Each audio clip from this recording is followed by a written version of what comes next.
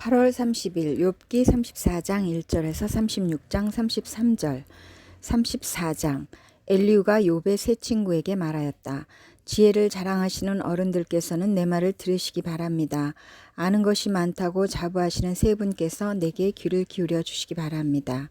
어른들께서는 음식을 맛만 보시고도 그 음식이 좋은 음식인지 아닌지를 아십니다. 그러나 지혜의 말씀은 들으시고도 잘 깨닫지 못하시는 것 같습니다. 이제는 우리 모두가 무엇이 옳은 것인지를 알아보고 진정한 선을 함께 이룩하여 볼 수 있기를 바랍니다. 욥 어른은 이렇게 주장하십니다. 나는 옳게 살았는데도 하나님은 나의 옳음을 옳게 여기지 않으신다. 또 욥 어른은 내가 옳으면서도 어찌 옳지 않다고 거짓말을 할 수 있겠느냐.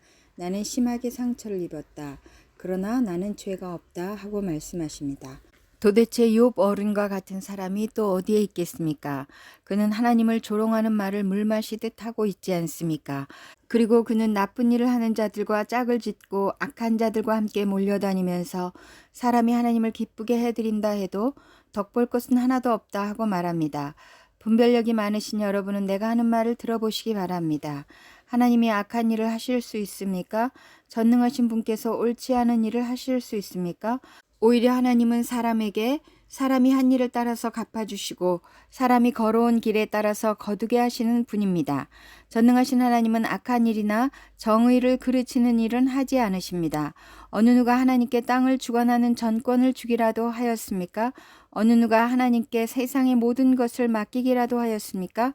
만일 하나님이 결심하시고 생명을 주는 영을 거두어 가시면 육체를 가진 모든 것은 일시에 죽어 모두 흙으로 돌아가고 맙니다. 욥 어른께서 슬기로우신 분이면 내가 하는 이 말을 깊이 생각해 보시기 바랍니다. 내가 하는 말을 귀담아 들으시기 바랍니다. 욥 어른은 아직도 의로우신 하나님을 비난하십니까? 하나님이 정의를 싫어하신다고 생각하십니까? 하나님만은 왕을 보시고서 너는 쓸모없는 인간이다 하실 수 있고 높은 사람을 보시고서도 너는 악하다 하실 수 있지 않습니까? 하나님은 통치자의 편을 들지도 않으시고 부자라고 하여 가난한 사람보다 더 우대해 주지도 않으십니다. 하나님이 손수 이 사람들을 지으셨기 때문입니다. 사람은 삽시간에 아니 한밤중에라도 죽습니다. 아무리 힘센 것이라고 하더라도 하나님은 그것을 간단히 죽이실 수 있습니다. 참으로 하나님의 눈은 사람의 일거수일투족을 살피시며 그의 발걸음을 낱낱이 지켜보고 계십니다. 악한 일을 하는 자들이 하나님을 피하여 숨을 곳은 없습니다. 흑암 속에서도 숨을 곳이 없고 죽음의 그늘이 드리운 곳에도 숨을 곳은 없습니다. 사람이 언제 하나님 앞으로 심판을 받으러 가게 되는지 그 시간을 하나님은 특별히 정해주지 않으십니다. 하나님은 집권자를 바꾸실 때에도 이를 미리 조사하지 않으십니다. 하나님은 그들이 한 일을 너무나도 잘 아시기 때문입니다. 하나님이 그들을 하룻밤에 다 뒤엎으시니 그들이 일시에 쓰러집니다. 하나님은 사람들이 보는 곳에서 악인들을 처벌하십니다. 그들이 하나님을 따르던 길에서 벗어나고 하나님이 지시하시는 어느 길로도 가지 않기 때문입니다. 그래서 가난한 사람들의 하소연이 하나님께 다다르고 살기 어려운 사람들의 부르짖음이 그분께 들리는 것입니다. 그러나 하나님이 침묵하신다고 하여 누가 감히 하나님을 비난할 수 있겠습니까? 하나님이 숨으신다고 하여 누가 그분을 비판할 수 있겠습니까? 경건하지 못한 사람을 왕으로 삼아서 고집센 민족과 백성을 다스리게 하신들 누가 하나님께 항의할 수 있겠습니까? 욥 어른은 하나님께 죄를 고백하고서 다시는 죄를 짓지 않겠다고 약속하신 적이 있으십니까? 잘못이 무엇인지를 일러달라고 하나님께 요구하시면서 다시는 악한 일을 저지르지 않겠다고 약속하신 적이 있으십니까? 어른은 하나님이 하시는 것을 반대하시면서도 어른께서 원하시는 것을 하나님이 해 주실 것이라고 기대하십니까? 물론 결정은 어른께서 하실 일이고 내가 할 일이 아니지만 지금 생각하고 계신 것을 말씀해 주시기 바랍니다. 분별력이 있는 사람이면 내 말에 분명히 동의할 것입니다. 내 말을 들었으니 지혜가 있는 사람이면 욥 어른이 알지도 못하면서 말을 하고 기껏 한 말도 모두 뜻없는 말뿐이었다는 것을 알 수 있을 것입니다. 욥 어른이 한 말을 세 분은 곰곰이 생각해 보시기 바랍니다. 세 분께서는 그가 말하는 것이 악한 자와 같다는 것을 아시게 될 것입니다. 욥 어른은 자신이 지은 죄에다가 반역까지 더하였으며 우리가 보는 앞에서도 하나님을 모독하였습니다. 35장 엘리후가 다시 말을 이었다. 욥 어른은 하나님께서도 나를 옳다고 하실 것이다 하고 말씀하셨지만 또 하나님께 내가 죄를 짓는다고 하여 그것이 하나님께 무슨 영향이라도 미칩니까? 또 제가 죄를 짓지 않는다고 하여 내가 얻는 이익이 무엇입니까? 하고 물으시는데 그것도 옳지 못합니다. 이제 어른과 새 친구분들께 대답해 드리겠습니다. 욥 어른은 하늘을 보시기 바랍니다. 구름이 얼마나 높이 있습니까? 비록 욥 어른께서 죄를 지었다고 한들 하나님께 무슨 손해가 가며 어른의 죄악이 크다고 한들 하나님께 무슨 영향이 미치겠습니까? 또 욥 어른께서 의로운 일을 하셨다고 한들 하나님께 무슨 보탬이 되며 하나님이 어른에게서 얻을 것이 무엇이 있겠습니까? 욥 어른께서 죄를 지었다고 해도 어른과 다름없는 사람에게나 손해를 입히며 욥 어른께서 의로운 일을 했다고 해도 그것은 다만 사람에게나 영향을 미칠 뿐입니다. 사람들은 억압이 심해지면 부르짖고 세력이 있는 자들이 억누르면 누구에게나 구원을 청하면서 울부짖지만 그들을 창조하신 하나님께로 돌아가지 않습니다. 어두운 때에도 희망을 주시는 그 창조주 하나님께로 돌아가지 않습니다. 하나님이 우리에게 짐승이나 새가 가진 지혜보다 더 나은 지혜를 주시는데도 하나님께로 돌아가지 않습니다. 그들이 거만하고 악함으로 하나님께 도와주십시오 하고 부르짖어도 하나님은 들은 채도 않으십니다. 전능하신 하나님은 악한 자들을 보지도 않으시고 그들의 호소를 들어주지도 않으시므로 그 악한 자들의 울부짖음에는 아무런 힘이 없습니다. 욥 어른은 하나님을 볼 수 없다고 말씀하셨습니다. 그러나 참고 기다리십시오. 어른께서 걸어놓은 소송장이 하나님 앞에 놓여 있습니다. 어른은 하나님이 벌을 내리지 않으시고 사람의 죄에도 별로 관심이 없다고 생각하십니다. 그러나 명심하십시오. 어른께서 말씀을 계속하시는 것은 쓸데없는 일입니다. 어른은 자기가 하는 말이 무엇인지도 모르는 것이 분명합니다. 36장 다시 엘리후가 말을 이었다. 조금만 더 참고 들으시기 바랍니다. 아직도 하나님을 대신하여 드릴 말씀이 있습니다. 나는 내가 가진 지혜를 모두 다 짜내서라도 나를 지으신 하나님이 의로우시다는 것을 밝히겠습니다. 내가 하는 이 말에는 거짓이 전혀 없습니다. 건전한 지식을 가진 사람이 지금 욥 어른과 더불어 말하고 있습니다.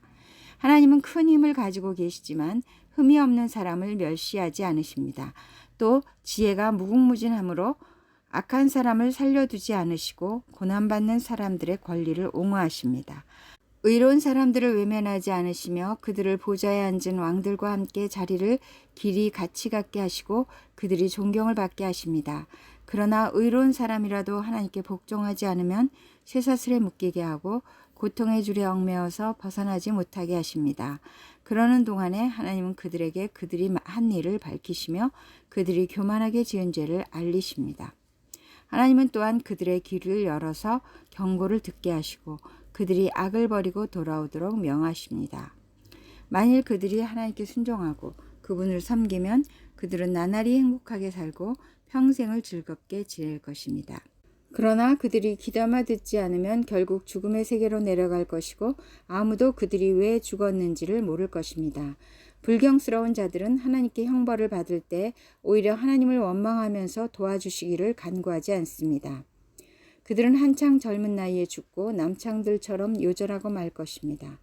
그러나 사람이 받는 고통은 하나님이 사람을 가르치시는 기회이기도 합니다. 사람이 고통을 받을 때 하나님은 그 사람의 귀를 열어서 경고를 듣게 하십니다.